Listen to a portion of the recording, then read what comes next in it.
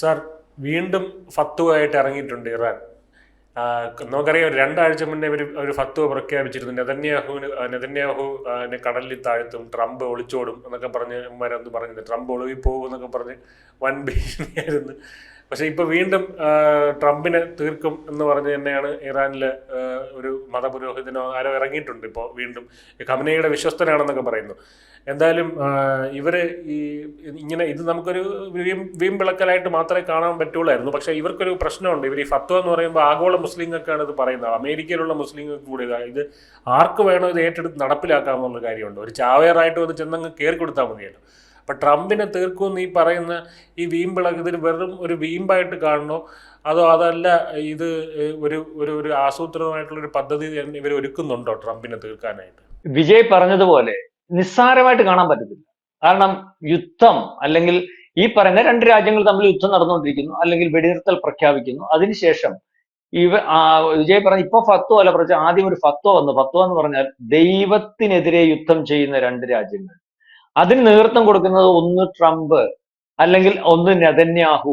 ഇവർ രണ്ടുപേരും ദൈവ താല്പര്യം, അല്ലെങ്കിൽ ഇവർ ജീവിച്ചിരിക്കണമെന്ന് ദൈവഹിതമില്ല.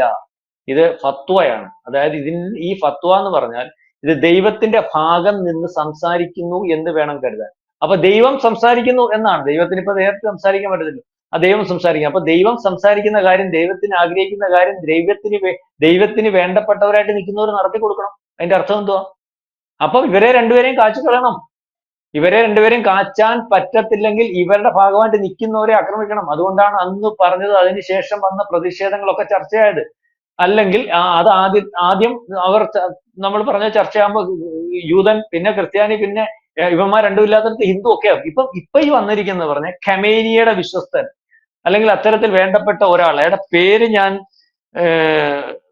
പേര് ജവാദ് ജൂറി ജാനി എന്നാണ് അയാളുടെ പേര്. അയാൾ ഈ പറഞ്ഞ പോലെ ഗവൺമെന്റ് ഉത്തരവാദിത്തമുള്ളവരാ. അയാൾ പറഞ്ഞിരിക്കുന്നത്, ഈ പറയുന്ന അമേരിക്കൻ പ്രസിഡന്റ് ട്രംപ് ഫ്ലോറിഡോയിലൂടെയുള്ള തന്റെ വസതിയിൽ വെയിൽ കാഞ്ഞു കിടക്കുമ്പോൾ ഒരു കുഞ്ഞു ഡ്രോൺ വന്ന് അല്ലെങ്കിൽ ഈ പറയുന്ന പുക്കിളിൽ കൂടി പുക്കിൾ തകർത്ത് അയാൾക്ക് അപകടം സംഭവിക്കുന്നു. ഇനിയും പഴയതുപോലെ വെയിൽ കാഞ്ഞ് കിടക്കാൻ പറ്റുന്ന ഒരവസ്ഥയില്ല. അത്തരത്തിലേക്ക് കാര്യങ്ങൾ പോകും, തീരുമാനങ്ങൾ പോകും. ഇത് വളരെ അമേരിക്കയുടെ പ്രസിഡന്റാണ്. ലോകത്ത് ഈ പറയുന്ന ഇസ്രായേൽ ഉൾപ്പെടെയുള്ളവർ പലരെയും കൈകാര്യം ചെയ്തിട്ടുണ്ട്. നേരത്തെ ഇതുപോലെ പറഞ്ഞിട്ടൊന്നുമല്ല. അവർ പറയുന്നു ഇസ്രായേൽ ഉണ്ടായിരിക്കും, പക്ഷെ ഇത് വളരെ കൃത്യമായിട്ട് പറയുന്നു. അതിനുശേഷം അത് ആരും നിഷേധിക്കുന്നില്ല. അപ്പൊ ഇതിന്റെ ഈ ഒരു പറച്ചിലും ഫത്വയുമായിട്ട് കൂട്ടിയോജിപ്പിച്ചാൽ, ഇപ്പൊ വിജയ് ചോദിക്കുമല്ലോ തമാശയാണോ പറഞ്ഞതെന്ന്. ഇറാനെ അത്ര തമാശയ്ക്ക് കാണാൻ പറ്റത്തില്ല. ഇറാനെ തമാശയ്ക്ക് കാണാൻ പറ്റത്തില്ല എന്ന് പറയുന്നതിന്റെ കാര്യം, ഞാൻ പല ഗുരുദിനത്തിലും ചർച്ച ചെയ്തിട്ടുള്ളത്, ഇറാൻ പ്രോക്സികളുടെ രാജാവാണ്. ഇറാനാണ് ലോകത്ത് ഈ പറയുന്ന പാകിസ്ഥാൻ ഈ ഭീകരവാദികളെ, ടെററിസ്റ്റുകളെ മുട്ട വെച്ച് വിരിച്ച് അതിനകത്ത് കിടന്ന് അതിനകത്ത് തന്നെ കിടന്ന് പൊട്ടിത്തെറിക്കുക. മനസ്സിലായില്ലേ? വേറെ പ്രാക്ടീസ് വെളിയിലോട്ടൊക്കെ നടക്കുന്നുണ്ടെങ്കിൽ, പക്ഷെ ഇവരങ്ങനല്ല. നിങ്ങൾക്കറിയാമോ, ഇവരുടെ പ്രോക്സികളായിരുന്നു ഈ പറയുന്ന ഹിസ്ബുള്ള, ഹമാസ്, ഇപ്പം ആക്രമണം നടത്തിക്കുന്ന ഹൂത്തി. അവനെ എല്ലാം തീർത്തിട്ടാണല്ലോ ഇവനെ അടിക്കാൻ പോലും പറ്റിയത്. എന്നിട്ടും ഇപ്പൊ അവന്റെ പ്രശ്നമുണ്ട്. ഇതുപോലെ തന്നെ ഒരു ഫത്വ, നേരത്തെ ഇറാൻ പറഞ്ഞല്ലോ, ഞാനെന്ന് പറഞ്ഞാൽ ലോകം മൊത്തം പൊട്ടിത്തെറിക്കും. എന്താണ്? ലോകം മൊത്തം പൊട്ടിത്തെറിക്കാൻ ആളുണ്ട്. ഇപ്പം ഈ ഫത്വ ഏറ്റെടുക്കാൻ അഭയാർത്ഥികളുടെ രൂപത്തിലും, അല്ലെങ്കിൽ ഈ പറയുന്ന പോലെ അമേരിക്കയിൽ ഇറാന്റെ ഭാഗമായിട്ട് ഇരുന്ന ഉദ്യോഗസ്ഥന്മാരും മറ്റവരും മറിച്ചവരും ഒക്കെ ഉണ്ട്. നിങ്ങളിപ്പം വിജയ് ഈ പണി ചെയ്യുന്നു, അല്ലെങ്കിൽ മാധ്യമ പ്രവർത്തന വിജയന്റെ മനസ്സിരിക്കുന്നത് എന്തോ, കാപ്പന്റെ കൂട്ടാണെങ്കിൽ വിജയിക്കും പൊട്ടിത്തെറിക്കാം. ഈ പണി കഴിഞ്ഞിട്ട് പോയി പൊട്ടിത്തെറിക്കാം. ഞാൻ തമാശ പറഞ്ഞതല്ലേ. നമുക്ക് അതിനകത്തൊരു ഇഷ്ടം ഉണ്ടെങ്കിൽ, ഇപ്പൊ എന്റെ കാര്യമാണെങ്കിൽ എനിക്കൊരു പണി ചെയ്യുന്നു, അതിന്റെ ഉപജീവന മാർഗത്തിന് വേണ്ടി എന്റെ പ്രധാനപ്പെട്ട എയിം അതാണെങ്കിൽ അതിനുള്ള സാധ്യത വരുമ്പോൾ ഞാൻ ചെയ്യത്തില്ലേ എന്ന് പറഞ്ഞതുപോലെ, ഈ അവിടെ ജോലി ചെയ്യുന്നവരൊക്കെ ഈ പറയുന്ന ഫത്വ ഏറ്റെടുക്കുന്നവനും ഈ ഖമേനിയുടെ ഭാഗമായിട്ട് നിൽക്കുന്നവനും അതേ മാനസികാവസ്ഥ ഉള്ളവനും, അല്ലെങ്കിൽ അത്തരം മാനസികാവസ്ഥ ഉള്ളവരെ ലോകത്തുടനീളം വാർത്തെടുത്ത്, അല്ലെങ്കിൽ നമ്മൾ ഈ പറയത്തില്ലയോ സൈലന്റ് ഗ്രൂപ്പ്, അല്ലെങ്കിൽ ഈ പറയുന്ന ടെററിസ്റ്റുകളുടെ സ്ലീപ്പർ സെല്ലുകൾ എന്നൊക്കെ പറയത്തില്ലേ, അതുപോലുള്ളതാണ് ലോകം മൊത്തം ഉണ്ട്. അതുകൊണ്ടാണ് ഭയക്കേണ്ടത്.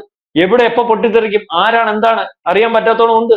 അതുകൊണ്ട് തന്നെ ഈ പറച്ചിലിനകത്ത്, ഈ പറയുന്നതിനകത്ത് നമ്മൾ വീണ്ടും ചർച്ച ചെയ്യണം. അമേരിക്ക അത്ര തേപ്പൊന്നും. ഇപ്പം നമ്മുടെ കേരളത്തിലാണെങ്കിൽ പോലും ഈ ഇറാന്, അതായത് ഈ ഹമാസുമായിട്ടുള്ള യുദ്ധം നടക്കുന്ന സമയത്ത് പാലസ്തീൻ എന്നുള്ള രാജ്യത്തിന് ഇന്ത്യ സപ്പോർട്ട് നൽകുന്നുണ്ട്.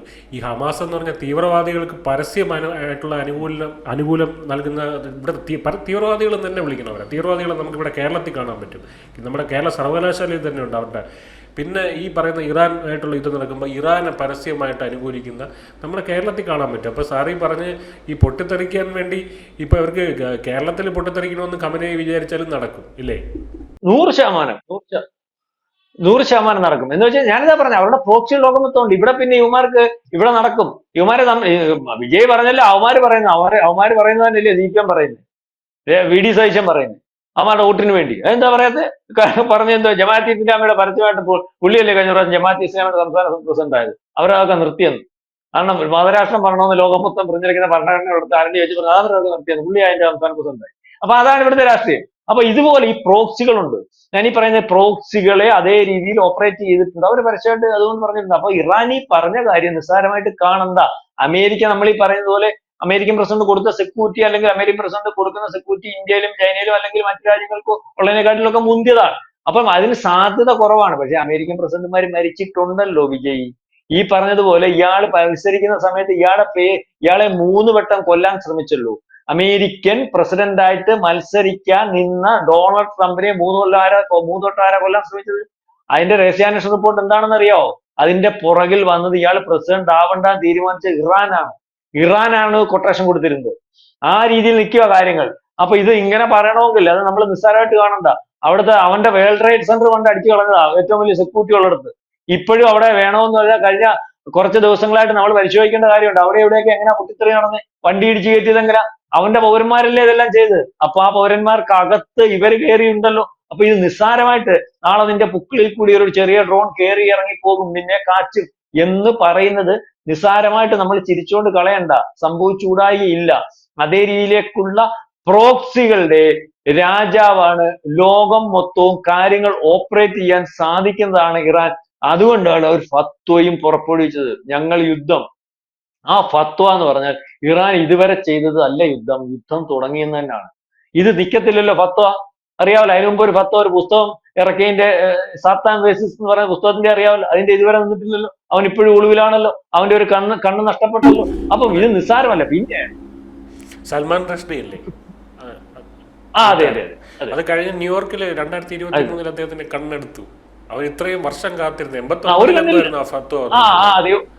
അപ്പം ഞാൻ ഈ പറഞ്ഞത് ഈ ട്രംപ് നേരത്തെ പറഞ്ഞു. ട്രംപ് അന്ന് അദ്ദേഹം അധികാരത്തിൽ വന്നതിന് ശേഷം അദ്ദേഹത്തിന് അവരുടെ ആഭ്യന്തര വിഷയം വെച്ചിട്ട് ചില കാര്യങ്ങൾ വെളിയിൽ പറയാൻ പറ്റുന്നത്. നമ്മുടെ പെരയ്ക്കകത്ത് നടക്കുന്നത് വെളിയിൽ പറയാൻ നമ്മുടെ മാന്യന്മാരായിട്ട് നമ്മൾ ജീവിക്കുമ്പോൾ നമ്മുടെ അവിടേക്കകത്ത് അടിയും പിടിയാതൊക്കെ വെളിയിൽ പറയാൻ പറ്റുന്നത്. ഇവരുടെ ആഭ്യന്തര റിപ്പോർട്ട് വെളിവിട്ടിട്ടില്ല. ട്രംപ് എന്നിട്ട് ഇൻഡയറക്റ്റ് ആയിട്ട് പറഞ്ഞു എന്നെ ആരാ ചെയ്യാൻ ശ്രമിച്ചതെന്നൊക്കെ എനിക്കറിയാം. അവൻ ഭൂമുഖത്ത് കാണത്തില്ലെന്നൊക്കെ പറഞ്ഞു. ട്രംപ് പറഞ്ഞിട്ടുണ്ടല്ലോ. ട്രംപ് നേരത്തെ ഒരു പ്രസ്താവന ഇറക്കിയിട്ടുണ്ട്, അറിയാവോ? ഞാൻ മരിച്ചതിന് ശേഷം എന്നെ കൊല്ലുന്നവരെ എന്ത് ചെയ്യണമെന്ന് തീരുമാനം എടുത്തിപ്പോഴേ വെച്ചിട്ടുണ്ട്. അപ്പൊ അതിന്റെ അർത്ഥം എന്തുവാ? അതിന്റെ അർത്ഥം മനസ്സിലായല്ലോ. ഈ വാചകവും ആ വാചകവും എല്ലാം കൂടി വായിച്ചു നോക്ക്. അതിന്റെ അർത്ഥം അതായത് ഇറാൻ എന്ന് പറയുന്ന രാജ്യം പണ്ട് ജപ്പാനിൽ സംഭവിച്ചതോ പിന്നെ ഉണ്ടാവത്തില്ല എന്നുള്ള കാര്യം കറക്റ്റ് ആണ്. അത് ശരിയായിരിക്കും. പക്ഷെ ഇറാൻ അതൊക്കെ സാധിക്കുമെന്ന് ട്രംപിന് ഉൾപ്പെടെ അറിയാം. നമ്മൾ വിചാരിക്കുന്നത് പോലെ അല്ലല്ലോ. യുദ്ധം അല്ലല്ലോ. അവിടുന്ന് 2 വിമാനം പറന്ന് വരുമല്ലോ. മനസ്സിലായില്ലേ? പണ്ട് പരീക്ഷിത് മഹാരാജാവ് പണം ഉണ്ടായിട്ട് ഒരു തൂണൽ നമ്മുടെ പുരാണം അറിയാലോ. ഒരു തൂണൽ കടലിന്റെ നടുക്ക് കെട്ടിയിരുന്നപ്പോ പുഴുവിന്റെ രൂപത്തിൽ ആപ്പിളിനകത്ത് എന്ന് അയാളെ തക്ഷകൻ കടിക്കുക. മനസ്സിലാവുന്നുണ്ട്? അപ്പൊ എങ്ങനെയുണ്ട്? എവിടെ ഇരുന്നാലും അതേ രീതിയിൽ ചിന്തിച്ചാൽ മതി. യുവമാർ എവിടെയുണ്ട്? ഈ പുഴുവിന്റെ രൂപത്തിൽ പഴത്തിനകത്ത് അന്ന് ചെന്നതുപോലെ ഉണ്ട്. അത്രയ്ക്ക് പ്രോക്സിയുടെ ശക്തിയുണ്ട്. നമ്മൾ പറയുമ്പോൾ അഡ്ജസ്റ്റ്മെന്റ് ഇവർ പറയുമ്പോൾ വലിയ ഗഡാഗണ്ഡന്മാരാണ് ഞങ്ങളെല്ലാം തകർത്തു, ഹമാസ് എല്ലാം തകർത്തു. എന്താ 50 ബന്ദികൾ എന്റെ വിജയ്? അല്ലെങ്കിൽ ഈ 50 ബന്ദികളെ ഇസ്രായേലോട് അറിഞ്ഞുകൊണ്ട് ഒളിപ്പിച്ചു വെച്ചേക്കുന്നു എന്ന് വിചാരിക്കാം. ഇസ്രായേൽ ഒരിക്കലും അവരുടെ പൗരന്മാരെ അങ്ങനെ ചെയ്യത്തില്ല. ഇത്രയും വലിയ കക്ഷികൾ, ലോകത്തെ ഏറ്റവും വലിയ രഹസ്യാന്വേഷണ വിഭാഗം, പിടിച്ചു നിൽക്കാൻ പറ്റാത്ത സൈനിക സംവിധാനം, എല്ലാ രീതിയിലും ഒന്നാണെന്ന് പറയുമ്പോൾ ഇപ്പോഴും ഹമാസ് എന്ന് പറയുന്ന ഇവർ തകർത്തെന്ന് പറയുന്ന ഈ പ്രോക്സികളുടെ കയ്യിൽ 50 ഇസ്രായേലുകാർ ബന്ദികളായിട്ടിരിക്കുകയും അവരെ കണ്ടെത്താൻ സാധിക്കാതെ വരികയും ചെയ്യുമ്പോൾ പ്രോക്സികൾ എത്രത്തോളം ബലവത്താണെന്ന് അല്ലെങ്കിൽ നിസ്സാരമായിട്ട് കാണാൻ പറ്റുമെന്ന് അവൻ എവിടൊക്കെയാണെന്ന് എന്നതിനെപ്പറ്റി ഒന്ന് ബോധ്യപ്പെടുത്തിയെന്നേ ഉള്ളൂ. അതുകൊണ്ട് വിജയ് ചിരിച്ചു പറഞ്ഞതുപോലെ ചിരിച്ചു കളരാ. ഇങ്ങനെ എന്താ പറയുക പറയുന്നത്? അങ്ങനെ വേണ്ട. അതിന് സാധ്യതയുണ്ട്. നമ്മളവന്മാരെ നിസ്സാരമായിട്ട് കാണാൻ പറ്റത്തില്ല. ഒരുപക്ഷെ ട്രംപിന്റെ പുറകിൽ നിൽക്കുന്ന ആയുധധാരി പോലും ഈ പറയുന്ന ഒരു പിന്നെ അയാൾ പിന്നെ മുസ്ലിങ്ങളെ വെച്ചിട്ട്, മുസ്ലിങ്ങളെ വേണ്ട, ഇപ്പൊ മുസ്ലിങ്ങളല്ല അക്രമം നടത്തുന്നത്, ഇതിന് പാരമ്പര്യമുള്ള ബാക്കിയാതല്ല. അല്ല, എങ്ങനെയാ ഇന്ദിരാഗാന്ധി പോയത്? അതെ, പൈസ കൊടുത്ത് ഇന്ദിരാഗാന്ധി പോയത് എങ്ങനെയാ? അപ്പൊ അതേ രീതിയിലേക്കുള്ള കാര്യങ്ങൾ. അപ്പം അതുകൊണ്ട് ഈ ഒരു യുദ്ധ പ്രഖ്യാപനം അല്ലെങ്കിൽ ഈ ഒരു വെല്ലുവിളി നിസ്സാരമായിട്ട് കണ്ടിട്ടില്ല, മറുപടി വന്നിട്ടില്ല. നാളെ കാലത്ത് അതിന്റെ മറുപടി വരുമോ, അല്ലെങ്കിൽ ഇത് ഏറ്റെടുക്കുമോ, കരുതൽ ഉണ്ടാകുമോ, ഏത് രീതിയിലുള്ള ഒരു പ്രത്യാക്രമണം ഉണ്ടാവുമോ എന്നൊന്നും അറിയത്തില്ല. വെടിനിർത്തലിന് ശേഷം ഇതൊരു അപാര വെല്ലുവിളി തന്നെയാണ്, അതും അമേരിക്കൻ പ്രസിഡന്റ് നേരെ. അത് വലിയ വ്യാപക പ്രത്യാഘാതം ഉണ്ടാക്കും എന്ന് അറിഞ്ഞുകൊണ്ട് തന്നെ പറഞ്ഞതാണ്. അറിയാതെ പറയാൻ ഒരു സാധ്യതയുമില്ല. അത് അറിഞ്ഞുകൊണ്ടാണ് ഫത്വയ്ക്ക് ശേഷമുള്ള ഒരു പ്രസ്താവന, ഇയാളെ കൊല്ലണം, അല്ലെങ്കിൽ ഇയാളുടെ തല വേണം, അല്ലെങ്കിൽ അത് ഞങ്ങൾ തീരുമാനിച്ചു എന്ന് ബോധ്യപ്പെടുത്തുന്ന ഒരവസ്ഥ. അപ്പൊ സാർ, ഒരു ഡൗട്ട് ചോദിച്ചോട്ടെ. ഇപ്പൊ ഈ ട്രംപ് പ്രസിഡന്റ് സ്ഥാനത്ത് നിന്ന് മാറിക്കഴിഞ്ഞാൽ, അതായത് പുതിയൊരു പ്രസിഡന്റ് വന്നാലും ഇവർ ട്രംപിനെ വേട്ടയാടാനുള്ള സാധ്യത കൂടെ കാണുന്നില്ലേ? ഉറപ്പായിട്ടും. ഇനി അമേരിക്കൻ പ്രസിഡന്റ് അയാൾ മാറിക്കഴിഞ്ഞാൽ അയാൾക്കുള്ള ഇത് ഈ പറഞ്ഞ പോലെ സുരക്ഷയൊക്കെ കൊടുക്കും. അല്ലെങ്കിൽ ഇവരുടെ രഹസ്യാന്വേഷണ സംവിധാനത്തിനൊക്കെ ഇത് അറിയാൻ പറ്റൂല. അതിനെയൊക്കെ അതിജീവിച്ച് നമ്മൾ ഈ പറഞ്ഞതുപോലെ ഒരു രാജ്യത്തിന്റെയും രഹസ്യാന്വേഷണ സംവിധാനവും ഒരു രാജ്യത്തിന്റെയും ഈ പറഞ്ഞ ഇന്റലിജൻസ് സംവിധാനവും ഒന്നും ഫുൾ ആവാൻ പറ്റത്തില്ല വിജയ്. അങ്ങനെ ഉണ്ടെങ്കിൽ ലോകത്തെ ഏറ്റവും വലിയ മൊസാദ് എന്താ 1500 ഒക്ടോബർ 7 വിഷയം അറിയാൻ. അവിടെ കയറി 1500 പേരെ നമ്മുടെ പഹൽഗാം, നമ്മൾ മോശമാണ്, നമ്മുടെ പഹൽഗാം ആക്രമണത്തിന്റെ അല്ലെങ്കിൽ 1.5 കൊല്ലം മുമ്പ് കയറിയെന്ന് നമുക്കറിയാൻ പറ്റിയോ? അപ്പൊ അത് ഞാനീ പറയാം, സേഫ് അല്ല. സേഫാന്ന് ആദ്യം വിചാരിക്കണ്ട. വലിയ ലോകത്തിലെ ഏറ്റവും വലിയ സംവിധാനങ്ങളെല്ലാം ഉള്ള യുദ്ധം ചെയ്യാൻ പ്രാപ്തമായിട്ടുള്ള വിമാനത്തെ കയറി നടക്കുക, അതിന്റെ അപ്പുറത്തും ഇപ്പുറത്തും 4 വിമാനത്തോട് അകമ്പടി കൂടി പോവുകയും അല്ലെങ്കിൽ എല്ലാ രീതിയിലുള്ള സംവിധാനങ്ങളും ഒരുക്കിയ ലോകത്ത് ഒക്കെ കൂടി നടക്കുമ്പോഴും ഇതിന്റെ അകത്തൂടെ കയറാൻ പ്രാപ്തമാകുന്ന രീതിയിലേക്കുള്ള സംവിധാനങ്ങൾ ഉരുത്തിരിക്കാൻ അല്ലെങ്കിൽ ഉരുത്തിരിയാൻ ഒക്കെയുള്ള സാധ്യതയുണ്ട്. അപ്പൊ അതൊക്കെ ഈ നമ്മള് ഇതിന് ശേഷവും ഒഴിഞ്ഞതിന് ശേഷവും പുള്ളി സേഫായിട്ടിരിക്കണം, ഈ ഇതില്ല. അതിനുശേഷം അദ്ദേഹത്തിന്റെ ജീവൻ ത്രെട്ടുണ്ട്. ഇതൊക്കെ അവർക്കറിയാം. അതേ രീതിയിലാണ് നീങ്ങുന്നത്, അങ്ങനെ നീങ്ങിക്കൊണ്ടിരിക്കുന്നു. അതിന്റെ ഇടയ്ക്കൂടെ സംഭവിച്ചാൽ അല്ലെങ്കിൽ സംഭവിപ്പിച്ചാൽ അതിന് കഴിയുന്നത്, അല്ലെങ്കിൽ അത്രയ്ക്ക് അതിന് ശ്രമിച്ചുകൊണ്ടിരിക്കുന്ന ഒരു രാജ്യമാണ് ഇറാൻ എന്നാണ് നമുക്ക് ഈ പ്രസ്താവനയ്ക്കകത്ത് നിന്ന് വ്യക്തമാകുന്നത്. കൂടുതൽ വാർത്തകളും വിശേഷങ്ങളും നിങ്ങളിലേക്ക് എത്താൻ ABC മലയാളം സബ്സ്ക്രൈബ് ചെയ്യുക, ബെൽബട്ടനും അമർത്തുക.